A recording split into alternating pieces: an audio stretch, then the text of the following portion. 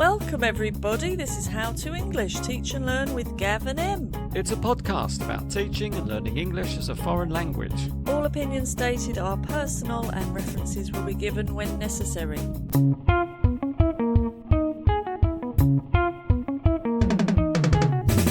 Em, I have to pee. Oh dear. You knew it was coming, didn't you? I did. Is it that time? It is episode 16 of Gavin M's How to English Pod, and this episode is all about the letter P. So when you say you have to pee, you mean you have to talk about P? I have to talk about the TEFL words all associated with the letter P, which is not actually too hard, Em. I found a few topics that we can discuss today. There are plenty of P's in the teaching, learning TEFL world. This may have been the most words I've had to Sift through. Yes, peruse, let's say. I've got many P words. Emma, I hope none of them are pointless today, and instead they are pertinent to the TEFL world. They are. Can I start off with the 3 Ps? I would enjoy it if you did start with the 3 Ps. I and the followers are desperate to know what are your 3 Ps of teaching and learning English. Gav, the 3 Ps are presentation, practice and production. PPP. Which is actually my favourite method of teaching. I'm quite partial to PPP. I was going to say, are you a big PPPer? Yes. Presentation, practice and presentation. No. Performance. Are you listening? What was the last P? Production. Yes, that's where the students produce the language you've presented and practiced. That's right. Presentation is the giving of the information. Could that be a story? Could it be an article in a book? Could it be a song? Could it be simply walking down the road and pointing out something to your students? Well, demonstrating, let's say. So you're showing them, and then practice, you're holding their hand as you help them. Is that a gap fill? Could be a gap fill, could be a matching exercise, could be lots of CCQs, checking questions to make sure they understand if it's grammar, maybe constructing sentences. It's a controlled practice. Yeah. And then production, where you take off the stabilisers, cut them loose and let them fly. That's not a good metaphor, but yes, you just leave the students to talk about a topic. Or possibly fall off their bicycles. They may fall off, but then you've shown them how to ride it. So you've done your job. You can't do any more than that. The language is there. If the students want to use it, they can, if they feel confident enough. It's there on the board, you mean? In their minds? Could be there on the board or in their notebooks. It's their opportunity to use it. And do they, or do they fall back on things they already know? Well, that is the big question. Do they even realise that you're setting up this whole activity in order to give them the opportunity to use the new target language? I suspect they may not. So when it comes to production, I do tend to stop sometimes to say, well, you're all doing very well, you're communicating really well, but, you know, this language is here. That's not free practice. No, but I do like to nudge them a little bit. Because, yeah, you're right. Sometimes they are overwhelmed and they just think, well, this is a fun chat. And then maybe afterwards they reflect on it and think, well, actually, I could have used some of that language. So they don't recognise the process is of a building process. You may be highlighting the slight disadvantages of this method, but I do love it. And I would say, yeah, given a bit of prompting, P for prompting, they can actually produce it. It's whether or not they produce it, again, without you prompting them. But then we're not going to get too into the weeds of this, Gav. We could speak for a long time about the best methodology for teaching. I think PPP is definitely an effective one, but I agree you need to make sure the students stay on track or they'll just rely on language they already know works. That's right. Gav, have you got a P for us? I have. I would like to start with my first P, which is P or no P. I have titled it. P or no P. This sounds like Shakespeare. To P or not to P. That is my question for you, Em. Always pee before you go is my advice. You started this, actually. I wasn't even thinking about pee in this sense, but what does it mean, pee or no pee? I have some words that I'm going to play to you, and I'd like you to tell me whether they contain the letter P. Aha, fun. So there may be some silent P's in here. Thought there may be, okay. And I'm challenging you and the followers to detect my P's. Challenge accepted. Let's begin. Number 1. Psychic. Why is this so scary? Did you hear the first word, Em? I think so. Was it sidekick? Psychic. Oh, psychic. Now, does that contain a silent P, followers, and M, or does it start with an S? Psychic. It contains a P. P-S-Y-C-H-I-C. It is spelled like that, and it does have a silent P at the beginning. Well done. Psychic. P-S-Y. The P is silent. Could you define that for us, Em? Psychic is when you can read other people's thoughts. It's like a superpower. Can you give me a sentence with the word psychic? Sometimes I think my sister's psychic. She calls me just when I'm going to call her. Wow, that's very good. Well done, Em, and the followers who also caught that secret, hidden, mysterious P. Number 2. Soup. Soup. Was that soup? That definitely contains a P. It's at the end. S-O-U-P. Well done. Soup. But not at the beginning. No. Only at the end. No. There's no silent P at the beginning of soup. Then it sounds like psychic, doesn't it? So it could be applied, the same spelling. But it isn't, Em. Don't put a P before your soup. I'm almost tempted to write it down just to see what it looks like. That looks weird. It would look like soup. Yeah, but we don't say psychic, do we? No, See? we say psychic. Yeah, psychic. Soup. There's definitely no S at the beginning of soup. I know. I'm not arguing there should be. I'm just saying it makes no sense. There's probably historical reasons why it does. Something to do with science, I'm sure. But anyway, yeah. What's your favourite soup? Carrot and parsnip. That's one you make at home, yeah? Cool. Yours? Tomato? This is a very engaging conversation, Ed, but I Sorry. think the followers are asking for Another P word. Or maybe not. Depends on the spelling. Number 3. Pneumonia. Ah, pneumonia. Another silent P at the beginning. Am I going to have to spell that? P-N-E-U-M-O-N-I-A. I think you're right. Could you define that for us, Em? Pneumonia is an illness, quite similar to a cold or flu, but very serious and can be quite deadly, I think, especially in old people. I think it's a lung infection. It is a lung infection in which the air sacs fill with Mucus? pus. What? Ooh, really? Wow. Ready for the next word? Definitely. Move on. Number 4. Cycle. Was that cycle? Yeah. Cycle. There's no P in cycle. No hidden secret undercover P? No P. Cycle is spelled C-Y-C-L-E. You are doing very well with your spellings. Give me the word cycle in a sentence. I like to cycle when I'm on holiday. I rent a bike sometimes and cycle around the countryside. I enjoyed hiring bikes too. You enjoy the hiring of them, not the actual riding part. No, it's the process that I enjoy. Next one. Number 5. Pseudonym.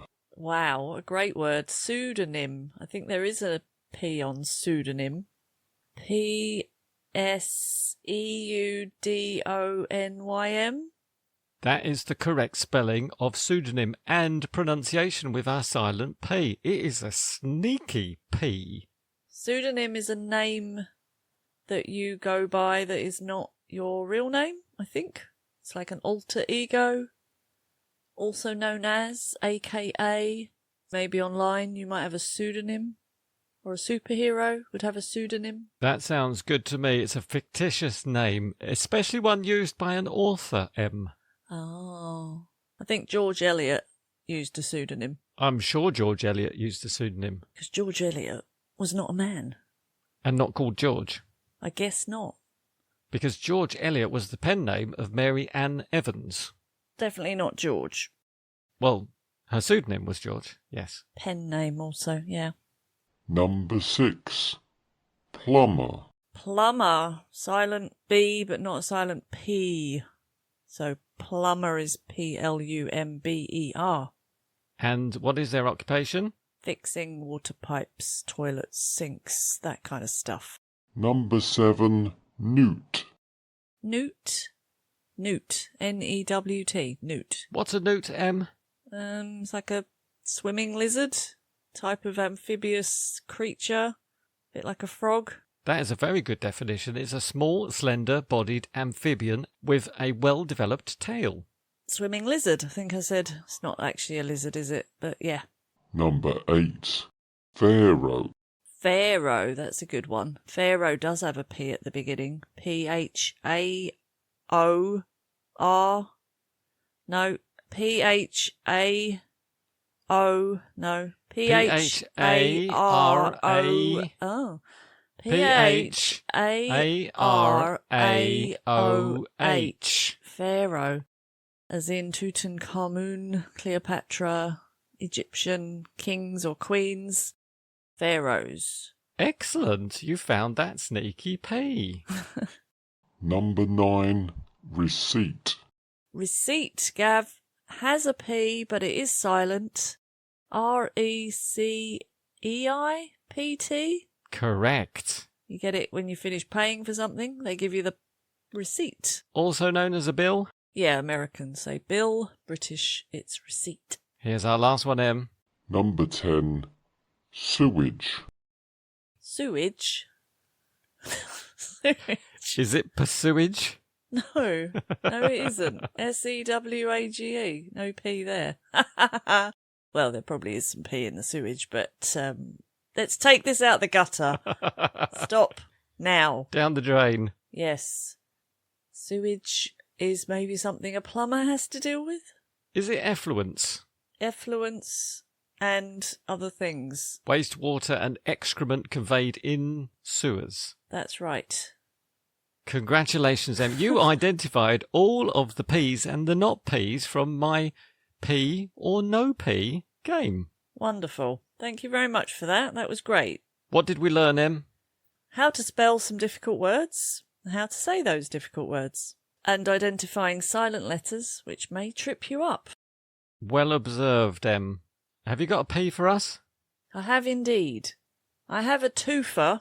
Is it a 2 for 1? It's a 2 for 1. It's a P for placement test and a P for picture story, Gav. Would you like to elaborate a little bit on those two Ps? Placement tests are when you want to find out what level your students are or your potential students are.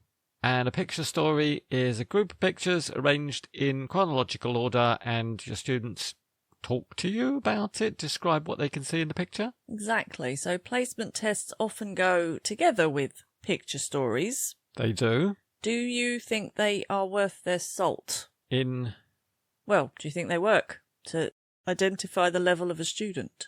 I think they can contribute to the level test, but I'm not sure they're always that useful.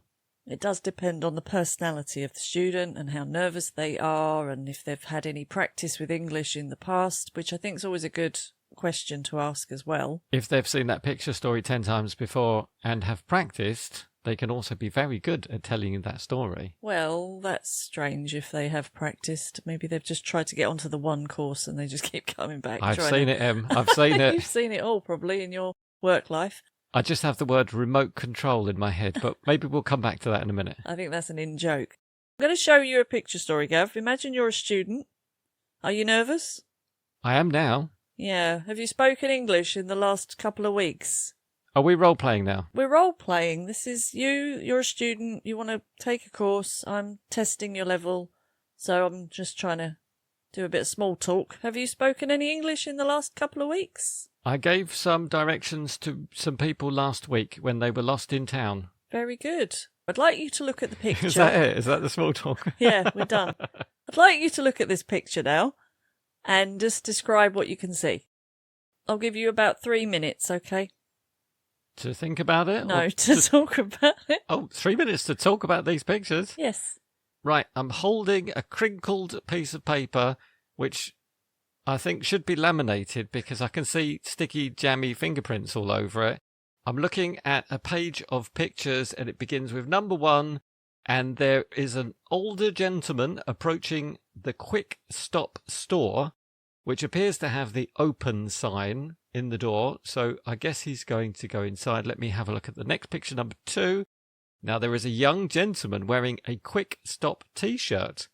He's standing next to the till. He has some products behind him. He is very jolly. In my third picture, I can see the older gentleman is holding an item in his hand. It might be money. It could be a shopping list. I'm not completely sure. The cashier is still smiling. And number 4, reaching into the till to maybe... it could be to change the money. Maybe the older gentleman said, "Excuse me, have you got change for this $10 bill?" Number 5, the young man is still... God, it's taking forever. Still trying to take the money out of the till. And then suddenly, the older gentleman appears to pull out a revolver and a carrier bag. And he may be threatening the young man, who, in number 6, is holding his hands up, looking distraught. And the older gentleman is still pointing his revolver. Number 7, the older gentleman now appears to be running outside. I don't know how he got from the cashier to the exit, but has exited, is running, has the carrier bag in one hand. The revolver has disappeared. Perhaps it's in his shoe. Looks quite determined to escape from this situation. Picture number 8, there appears to be a $10 bill, a $5 bill, and possibly an empty carrier bag, which may suggest that only $15 was stolen in this heist. And finally, picture 9 confirms that a $20 bill was left behind by our aforesaid robber. Thank you. Was that 3 minutes? That was 3 minutes. Almost exactly. Well done. I'm not sure I used enough descriptive words. Well, I'm going to give you a bit of feedback, which I wouldn't usually do in a placement test, but for our demonstration purposes, I'm going to tell you, Gav, what was going on in my mind as you were telling me that story. So I immediately thought, this person's obviously had some British English lessons, or a British English teacher, because you used the word till and carrier bag. So that told me something about your education. You were very good with your modals, which means you've got quite a high level of English. Might, may, could, all that was good.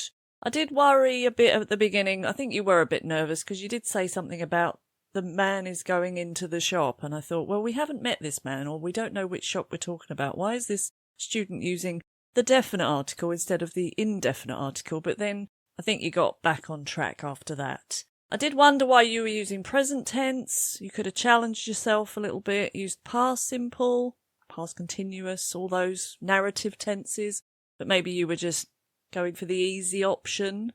So maybe I would question your ability to motivate yourself a little bit. Is this affecting my level, teacher?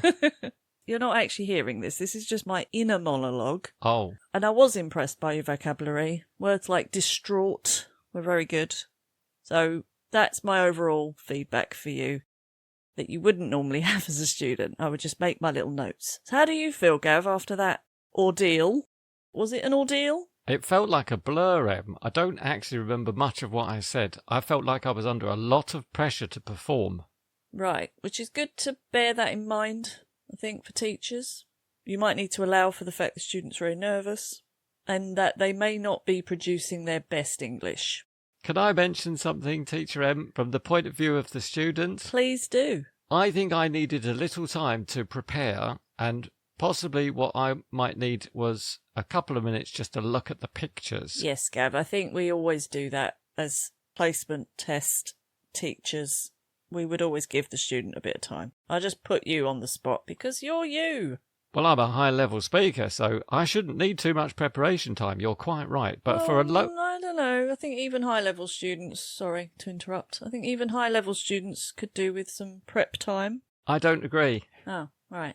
I think high-level students should just be able to speak immediately on any topic. Right, okay. So you have to judge that. Maybe the small talk is very important in that case because you can't really judge their level until they've said a few things. That's it. And hopefully before they do the level test, they would give you an idea of their level if they already know it.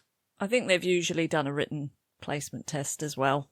This might be the final step when you give your verdict on their level. Absolutely.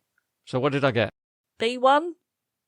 What? B1 what? Oh, I'm joking. I would say you are probably proficient. Probably proficient. I hope I am proficient, Em. And so do my students. Placement tests. I really enjoyed that. That was a very interesting experience. I must remember how much pressure students feel under when you give them this sort of exercise, even for my regular students who I haven't just met. That's also true. I've got a P for you. Yeah? P for present perfect simple and present perfect continuous. Mm-hmm. There are 4 P's in there. There are. A lot of bang for your buck there. I've got 4 present perfect simple sentences and 4 present perfect continuous sentences, and I want you to tell me what makes them that particular tense. Right, so I need to identify the reason for the tense. What's the purpose of the sentence? Not simply from the grammar, because you can see present perfect simple, have or has plus verb 3. Present perfect continuous, have or has plus been plus verb ing. Why is it one tense and not the other tense? We're comparing and deciding what makes them different besides the construction, like what the purpose is, what the idea of the sentence is. This sounds good, and it's always a hard one to explain to students, so maybe it's good to give examples and see if they can actually work it out themselves. Let's try together. Maybe this will become very clear for us too. Let me read the first sentence and you can tell me what are we doing in this sentence. Number 1. She's painted the bedroom and she's been painting the bedroom. Okay, I think that she's painted the bedroom makes me think that it's a recent action that is finished. It sounds like that action has been completed by her. Yeah, I feel like she's done the job, it's over. Whereas she's been painting the bedroom, she may only be halfway through. Still is recent. It's an action that may or may not be finished. But I feel like she's covered in paint and the brushes are still wet. And she may just be having a cup of coffee and then going back to the painting. I think the sentence is coming from, why is she covered in paint? Because she's been painting the bedroom. You're right, I agree. It doesn't sound like it's finished yet either. Did you mention coffee? Yeah, I might have done. Is that ko-fi.com/how-to-English-pod if you want to send us some fluidy thanks? Fluidy thanks? Yes, Gav. If our followers are enjoying our description of these tenses, please send us some drinks. That would be lovely. What are the next sentences, Gav? Sentences 2. I've sent 3 emails. I've been sending emails all morning. Right, so I think I've sent 3 emails suggests the same as the previous one, that it's finished, but I know for a fact if you say how many, you can't use present perfect continuous, so you have to use present perfect when you state how many, which I guess is the same idea. It's finished, it's done, and it's a numbering thing, so it's recording the amount. I've been sending emails all morning just makes me feel like it was a hard thing. I'm tired. And it's stressing the action that was very long. The morning's probably not finished because this sounds like it's still going on. It's definitely still morning, Em. Yep. But yeah, definitely I've been sending emails all morning and I'm really tired and I'm bored of it and I don't want to do any more. It's that effort that you're stressing rather than any sort of completed action. That's right. Last one, number 3. I've worked here for 10 years, or I've been working here for 3 months. This is a very good example of where these two tenses do cross over, and I would argue you could say this both ways and it would be okay. It would not be wrong. But if you use present perfect simple, I've worked here for 10 years, I would say it sounds longer, more permanent, not really going to change. Whereas I've been working here for 3 months does sound like a kind of temporary job that I may not continue doing. But I think you could say I've been working here for 10 years or I've worked here for 3 months. They're okay. If I think about the context, Em, of the first one, I've worked here for 10 years, I think I'm talking about my experience. Oh, and then I've been working here for 3 months is more about the time, more about the short version of, okay, maybe. I don't know. It's like, listen to me, I've worked here for 10 years. Yeah, so it's more powerful. If you say, I've been working here for 10 years, it doesn't sound as solid or as lengthy. No, I often teach that if it's a temporary situation, go for the present perfect continuous, and if it's permanent, or it sounds, feels, demonstrates a permanence, then I would go for the present perfect simple. This is a very good exercise, I think, and if you have quite high-level students, I think they would be able to do this just by listening to the sentence and just feeling how it sounds and what it suggests. Think about context. When would you hear this sentence? Yeah, but with lower level students, you may need to give them more help. You may need to provide them with the function of the sentence so that they're matching them perhaps, and then they can work as groups or in pairs to actually identify the difference. Whatever way you do it, I think it's a very good method to have the students exposed to the sentences before you talk about the reason or the why of it, because a lot of the time we pre-teach all the grammar and the form, and then the last thing is to actually produce the sentence, which doesn't always make sense logically. Going back to my PPP, you may want to do the opposite. Which is a bit like what we did, Yeah. where we presented the language and then we broke it down to try and see what it expresses. Yeah, so I suppose it's something like practice, presentation, production, because you probably would want to do production at the end where the students are making their own sentences for their own situations. But if you show them the sentences first, that can also be a very effective way to do it. I agree. And I like your idea of identifying the purpose of the sentences and then maybe take them right back to the beginning and saying, when I'm using present perfect simple, I'm focusing on results, completed actions, experience. The duration is long term. These are numbered things like your 3 emails. But when we look at the present perfect continuous, we're demonstrating the action is the focus, the effort, maybe it's ongoing, and the duration is important but temporary. Yeah. Gav, I think we're getting towards the end of the episode. There are a few P's I haven't had time to talk about, but I would like to elicit them from you. When students identify an error in their classmates' language, and they may draw attention to that, or the teacher says, anyone understand what the problem was with that sentence? What is that called? Pointing out errors by your clumsy classmates. Also known as...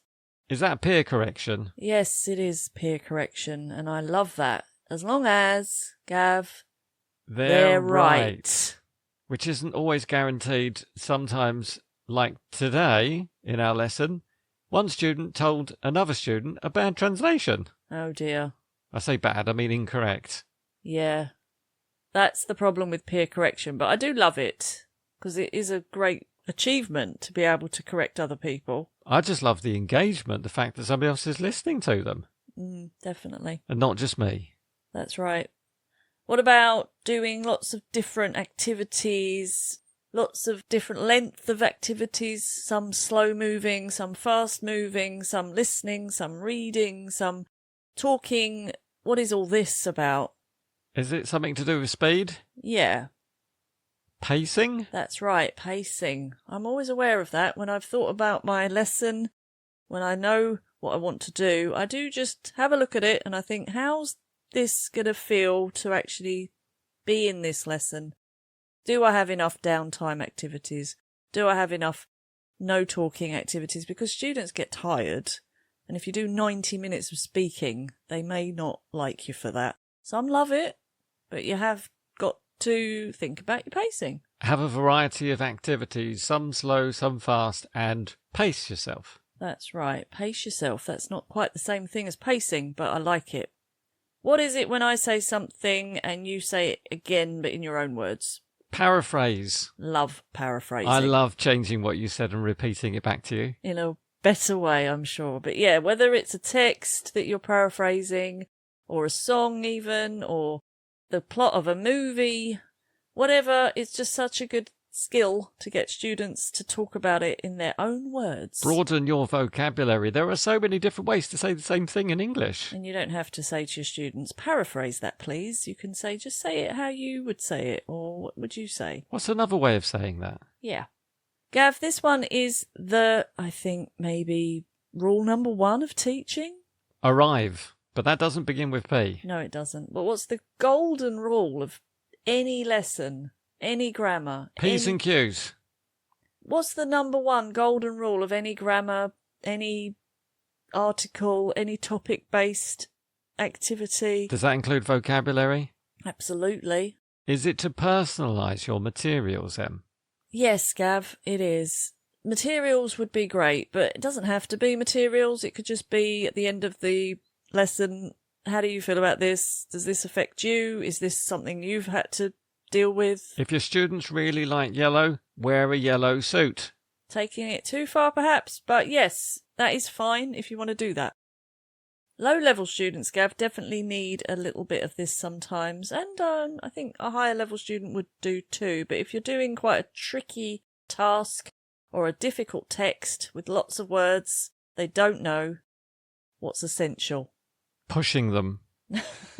Yeah, maybe. Pressure? Not quite, no. Something you might need to do before you read the text. Ah, this must be pre-teaching. Yes, whether it's grammar or vocabulary, just give them a bit of help for what's coming. Which is a bit like, I could have benefited from looking at that sheet a bit longer earlier. The picture story, yeah, I agree. And you could have given me a couple of useful words. Possibly. Pre-teaching does relate to my final word, which is a word I love. Whenever you're looking at a gap fill, for example, get students to think about what's the possible word in the space. This is something they may do as a listening task. They fill in the blanks, but before they listen, they should try to guess, which is another word for predict. That's right. Predict is a teacher's secret weapon. A teacher's secret weapon. Did we do all your P's? I think I am all P'd out, except I have a tip of the show, Em. Oh, of course, tip of the show. A positive attitude. That is my tip of the episode. Have a positive attitude. Attitude? Attitude. Because it helps everyone feel good, and I think you'll learn more if you're open, receptive, positive. Obviously, everyone has their bad days. We all know that happens. But when it comes to learning, try and make it an easy road for everyone. Should the teacher be laying down that tarmacked road of comprehension for all of those learning travellers? Well, yeah, because we set the example as teachers. We need to set that asphalt. What did you say? Tarmac. Yeah. And possibly put some of those white lines on the road so the students can see which direction and which line to follow. 1 or 2 signs kind of giving them... Yeah, can I drive the big roller thing that pushes that heavy thing? Yeah, smooths out the bumps. That's you mean it. what's it called? Steamroller. Yeah. Yeah, get that asphalt tarmac nice and flat. Draw on some lines, maybe a few speed bumps in case we're going too fast. Some nice foliage down the sides. You know, just make it a nice place. Maybe a little tunnel underneath so the animals can go across. Oh, I like that. That's lovely. Yeah. But essentially, we are laying the tracks and the road for the students to just ride along very calmly, happily, on their journey. And confidently. Yeah, that's beautiful. My tip of the show is to put it to use, students. Oh, good one. What you learn, put it into action, put it in your sentences. Activate it. We're not just sitting around abstractly, hypothetically talking about things. Teachers are trying to give students things that they can really use in the world. Go out there. There's a reason why Teacher M is teaching you this vocab before you do this reading task. Before you do the speaking activity at the end, Teacher M wants you to use it and take that language out into the world and explore. Whether it's in a meeting or whether it's in a virtual chat room or an app. Playing an online game. Yes, Gav? Try it. I am going to put all of today's tips into action, and so I will say goodbye for now. I will be in this seat again, Gav, to talk to you about Q. Q, you're going to wait? I'm not going to Q. I'm going to wait to talk to you about the letter Q, which is our next episode. All right, well, I look forward to that because that's going to be a challenge. P's and Q's, maybe, we could talk about. That sounds good. Bye for now. Ciao.